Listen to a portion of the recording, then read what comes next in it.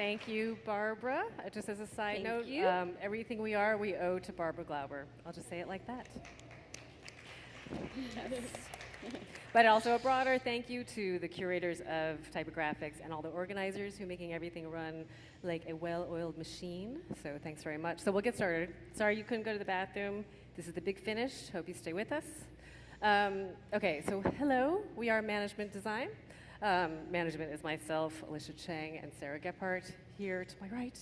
But management isn't only just Sarah and myself. It is a team of designers, and the team of designers that we had for this project in particular was Federico Perez Valoro, and still includes Sarah Mohammadi and Ian Kelleher, who are in the house. So today we're going to talk about a client project that led to some big questions, which then led to some more thinking, which led to some group research, which then turned into what we are calling today collaborative digressions.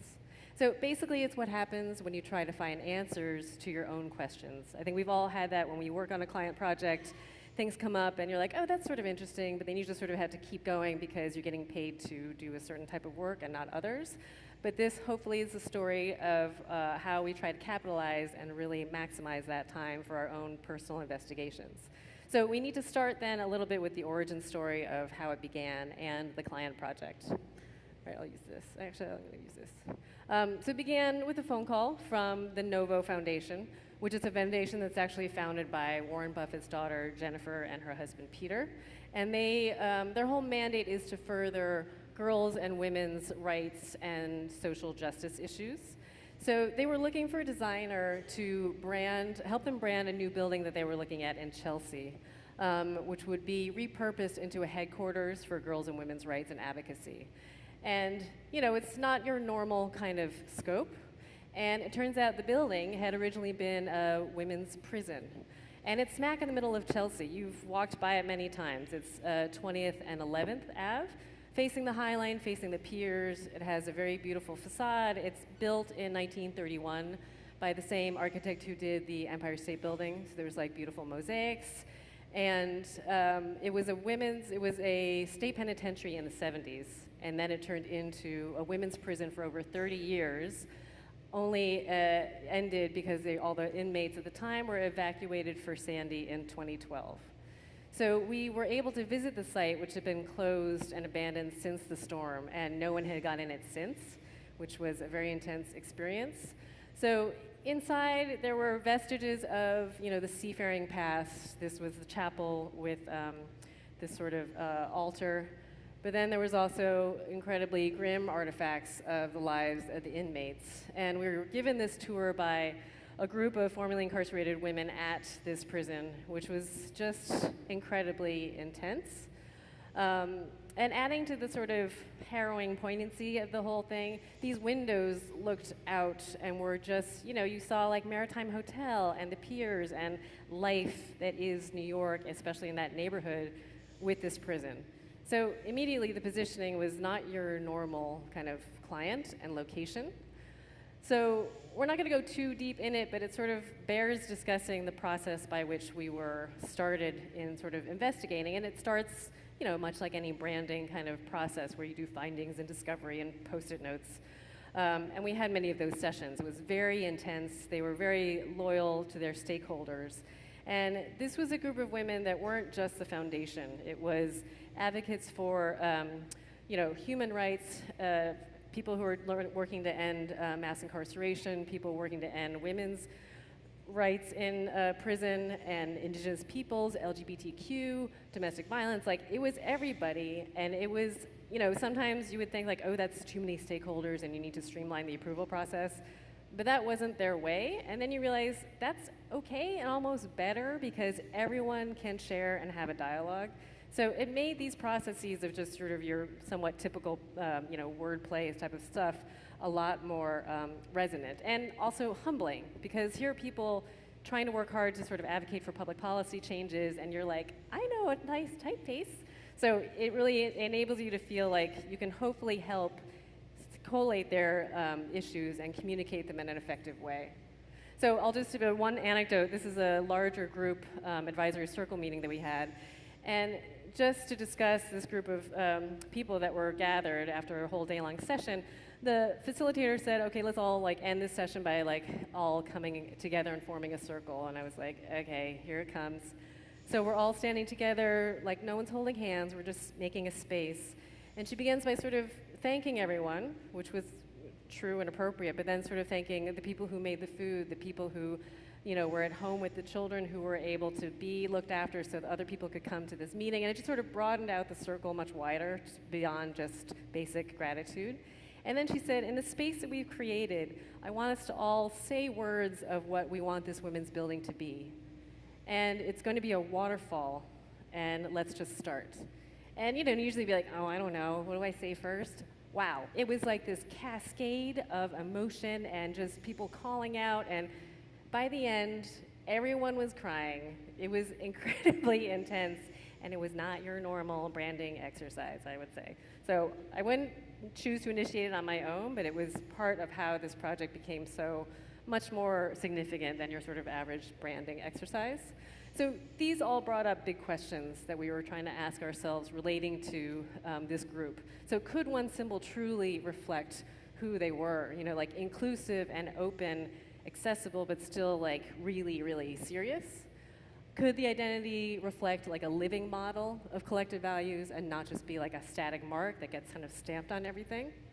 Could it be both participatory and inclusive? Could the logo feel like coming from the ground up versus from the top down? And also, you know, could someone from the street, you know, walking in, help contribute and build the system along with, you know, an educated typographer or a trained designer? So we presented several different options, but this is the one they selected. And, you know, we used Cadiz from LuziType, and the circles were actually direct reference for the concept diagrams we were drawing during that process of discovery. But it actually ended up being the most appropriate representation for that sort of interrelationship and overlap of the different ideas and the group interactions that we were witnessing. So the circles were not like, you know, mathematically formed or prescriptive, but the idea is to show that wherever the configuration overlaps, that nexus is always the women's building. But we still felt like there was unfinished business to see to. We did a range of different identity options, and some of them just sort of spurred other questions that were really meaty, like what role does gender play in design? Like, not an easy one to even try to answer, but it also led to this whopper, which was what role does gender play in typography? So to be clear, we weren't seeking at all to answer this question, more to explore the area kind of between these two words and how they intersect or overlapped or didn't. So this was the genesis of what we started to call a studio digression, because it was something that no one was paying for, we could barely make the time for, but it was something that we were all, our interests were collectively piqued. So one of our designers had pinned this up on the wall. It was like a simple sketch that really just beginnings of speculating on typography relative to gender spectrums, you know, and again, not a response, but it was the kind of thinking that we're like, what is, you know, do we even call serifs as male and sans as female? What happens if you invert it? How these are so arbitrary? So it just brought up big sort of broader cultural questions. And this was another sketch on the wall. But we also, as part of this initiative that we were trying to formalize, we did a lot of super fun field trips in and around the city. There were a lot of exhibitions that were relevant. And I would just say, you know, getting out of the office as a group really was a critical part of how we really initiated this investigation. Because if one person stayed behind to say that they had to work, it just would start falling apart. So it really was a collective effort to really get out there together.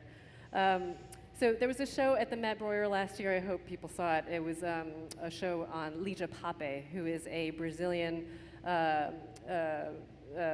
modernist artist who was part of the concrete movement and a colleague of Helio Oiticica. So she worked for 2 decades under a repressive military regime, which at the time was forbade public protests, and it sort of resonated now.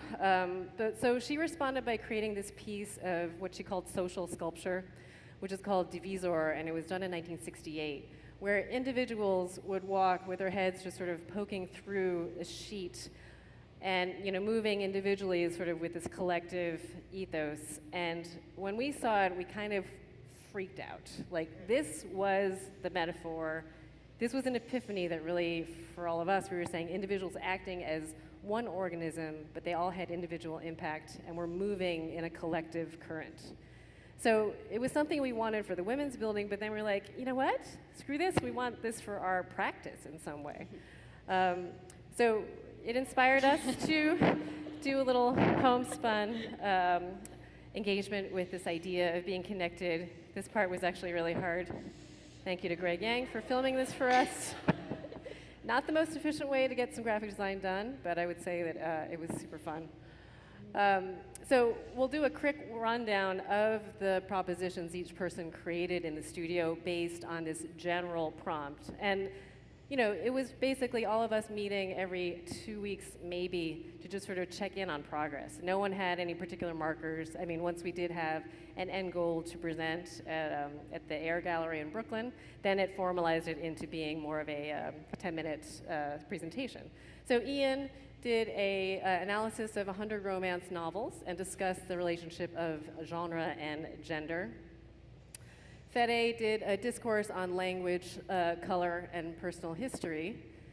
And Mo and I did a group experiment on how a typeface can be a collective event.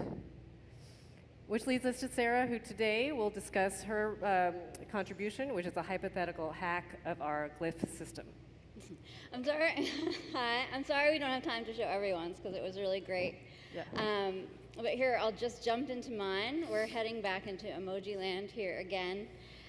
In the fall of 2016, Apple released the iOS 10 update, which introduced, among other necessary things like invisible ink, the emoji predictive function, so that as you're writing along, our phones would finish our sentences for us, like this. Or if you were writing CEO, the acronym would be replaced with, whoops, a male figure in a suit. The website Mashable noticed this in an article in the spring of 2017, and they noticed that even if the sentence that you were writing was specifically gendered, like she's the CEO, the program would still suggest the male icon. After I read the article in the fall, as I was starting to do research, I tested the predictive system on my phone, and I got the same result. And then about 2 weeks later, after I had done an update, I got this. So it had been fixed. Today we have hundreds of emojis from many, many professions, each with a male and a female version and a whole range of skin colors.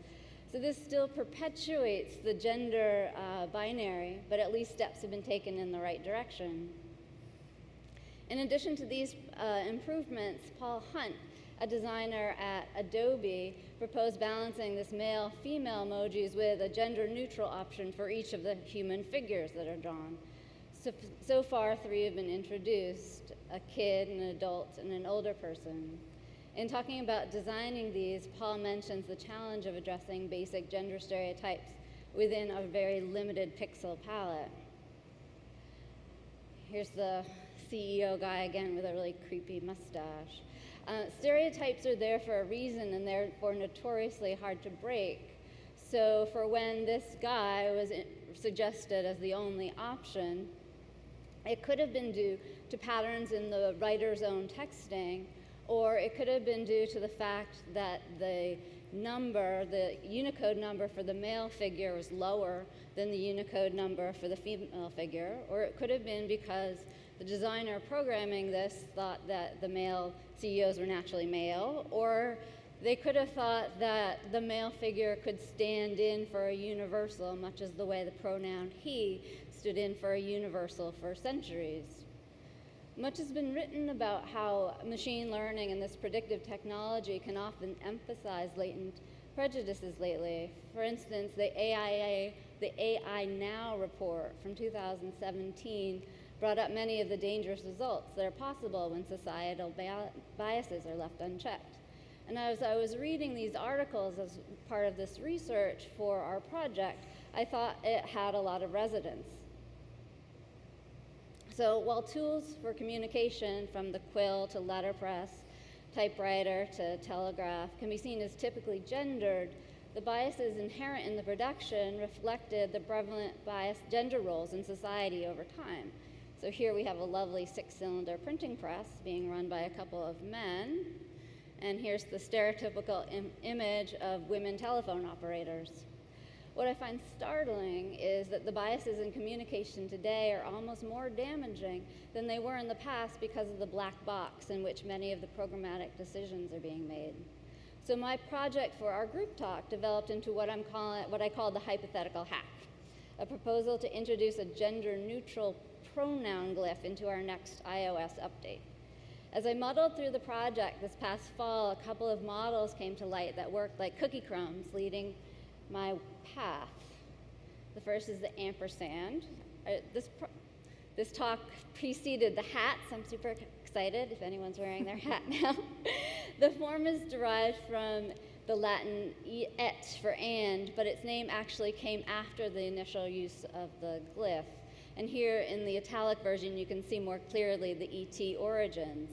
It was first found in graffiti in Pompeii, where a harried Roman scribe probably created the ligature, and then was further established in the Renaissance when language transformed, but this form remained for and. The glyph's usage was so common that at one point it was considered the 27th letter of the alphabet, and British school children, when reciting their alphabet, would end X, Y, Z, and per se, and since per se means of or by itself, they were saying X, Y, Z, and by itself, and. Over time, the phrase and per se and became known as ampersand. So while the glyph lost out on inclusion in the alphabet, the form remains with lots of variation as it is drawn into different fonts. And here's a beautiful page from Jan Chikol's A Brief History of the Ampersand, a project worthy of its own digression, but I'm going to continue to keep on time here. My second model was the honorific Ms. The history of honorifics are kind of muddled in the past, and Mrs. was used as a term for just honor and not necessarily referencing a woman's marital status, but over time became more and more codified so that Mrs. and Ms. just referenced marital status. In a 2009 essay from the New York Times column on language, Ben Zimmer traced the history of using the term Ms. as a neutral option to a 1901 article in a newspaper from Springfield, Massachusetts, where the writer suggested using Ms., MS, in those awkward instances where you don't know whether a woman is married or not, and whoever's listening could interpret it as they felt best. At the time, there wasn't a real clear pronunciation of the MS honorific, though. And the suggestion for the honorific was largely ignored for many decades until in the 60s and 70s, it was picked up by the feminist movement as a politicized way of not having your marital status be part of your name. As it gained power over time, it was then picked up by Gloria Steinem for the title of her influential magazine.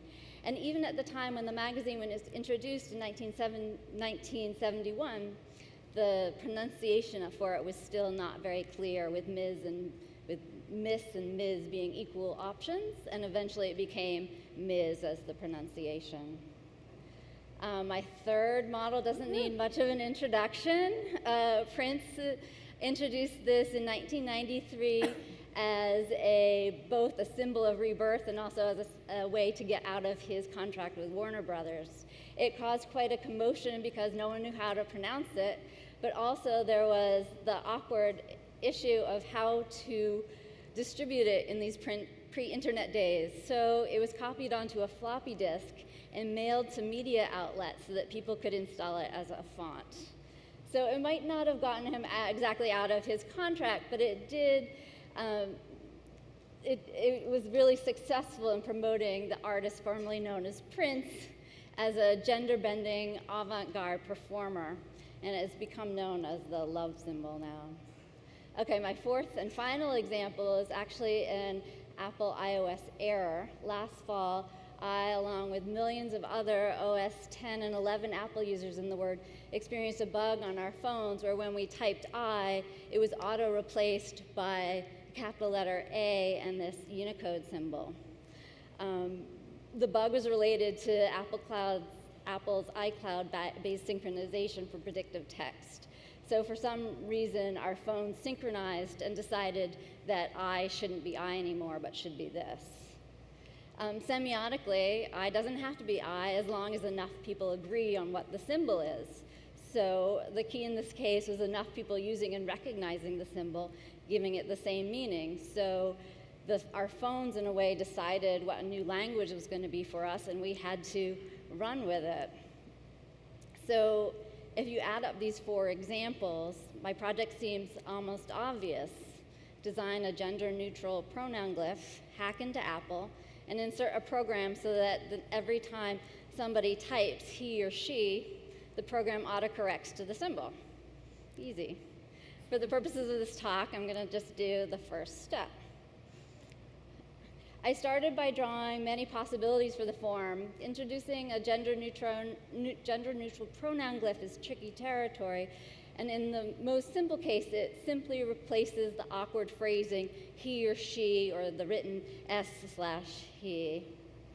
I thought that if the form was somewhat recognizable as a combination of s/he or he/she, it would be more familiar and easier for people to adopt, similar to the ET ligature and the ampersand, and the evocative nature of blending the 2 letters seemed appropriate to the task. Like the ampersand too, I thought it should come from the gesture of handwriting. The trickier aspect of a pronoun replacement is its use in the gender fluid community. While he/she symbol might superficially fix the gender binary problem, in the gender fluid community, is it possible for a static glyph to represent change at any moment? Or can a single symbol represent infinite individuality? I'm not sure. However, using the honorific Ms. as a model, I'm not proposing a pronunciation for it. Suggests, hypothetically thinking that the pronunciation would come over time, organically allowing different communities to determine their own language for it, ideally coalescing in a universally accepted form. Also, as I further worked on the shape, I was thinking that there are other possible terms out there, like ni, vi, e, or z, that people are using as pronouns, and I thought maybe they should be equally evident in the form. And not to be overlooked are the various Unicode symbols already in existence that play off the Venus and Mars symbols. These include the Mercury symbol, which is the botanic symbol for hermaphrodite that looks a little bit like the woman symbol, but with horns on it, or a neuter symbol, which is simply a circle with no prongs at all. There are many others. But thinking of Prince's love symbol as a model, I thought perhaps the form could be something completely new and represent a full range of gender possibilities. Ideally, the glyph would be chosen by a consensus, or perhaps over time there could not be one symbol, but it could be an organically morphing symbol. But for the purposes of this talk, I simply chose one option that seemed to thread the needle of all the complexities. Really, as the Apple glitch showed us, the symbol could be anything, and the more abstract, maybe the better. So the next step is to program it into the next iOS update so that as you type, he or she, the symbol automatically replaces the words. And unlike the glitch this fall, I'm wondering if you should be able to override it, or if the symbol replaces he and she completely. This would force English to become a more gender-neutral language, like Finnish, to name one, where the word han means both he and she. So here we go, we're writing along to Sam. So over time, perhaps the symbol is adopted into the keyboard like the ampersand, and perhaps like the ampersand is drawn into different fonts, like the Helvetica version, the Bodoni version, and the Cooper Black version. Cooper Black. Perhaps with this combination of tech and typography, where form can precede the spoken language and where programs can override our conventions or change depending on context and connectivity, we someday can achieve something that can be both universal and unique. And there we are. And thank you again to Ellen and Barbara and Sasha for inviting us, And Mike. and Kara, and all of the great speakers who have come today. It's been really inspirational. So thank you. Thank you.